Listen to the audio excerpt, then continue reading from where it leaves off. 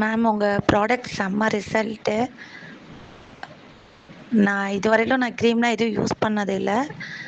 இப்ப இன்ஸ்டாவுல பார்த்தா உங்க ஃபேஸ் க்ரீம் நான் யூஸ் பண்ணேன். ஆ என்ன சொல்றதுன்னே எனக்கு தெரியல. நான் பிக்சர் உங்களுக்கு சென்ட் பண்ணியிருக்கேன் பாருங்க. பிஃபோர், ஆஃப்டரு செம்ம ரிசல்ட்டு. ஃபேஸே ரொம்ப சேஞ்ச் ஆயிருச்சு.